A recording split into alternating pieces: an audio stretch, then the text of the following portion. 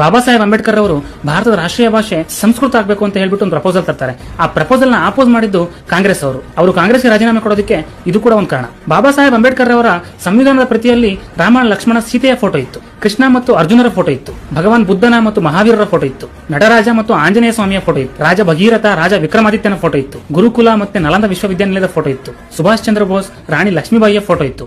ಇದೆಲ್ಲದಕ್ಕಿಂತ important ವಿಷಯ ಏನಂದ್ರೆ ಬಾಬಾ ಸಾಹೇಬ್ ಅಂಬೇಡ್ಕರ್ ಅವರು ಹೇಳಿದ್ರು ಇಸ್ಲಾಂನ ಆಧಾರದ ಮೇಲೆ ಆಲ್ರೆಡಿ ದೇಶದ ವಿಭಜನೆ ಆಗೋಗಿದೆ, ಸೊ ಇನ್ಮೇಲೆ ಇಸ್ಲಾಂನ ಆಧಾರದ ಮೇಲೆ ಭಾರತದಲ್ಲಿ ಏನೂ ಕೆಲಸ ನಡೀಬಾರ್ದು ಅಂತ ಹೇಳಿರ್ತಾರೆ. ಏನೇ ಆದ್ರೂ ಅದು ಸೆಕ್ಯುಲರ್ ಆಗಿರಬೇಕು ಅಂತ ಹೇಳಿರ್ತಾರೆ. ಬಟ್ BHU ಮತ್ತೆ ಅಲಿಗಢ್ ಯೂನಿವರ್ಸಿಟಿ ಎರಡು ಒಂದೇ ಸಲ ಫಾರ್ಮ್ ಆಗುತ್ತೆ. BHU ಇವತ್ತಿಗೂ ಎಲ್ಲರಿಗೆ ಅಂದ್ರೆ ಸೆಕ್ಯುಲರ್ ಯೂನಿವರ್ಸಿಟಿ ಆಗಿದೆ.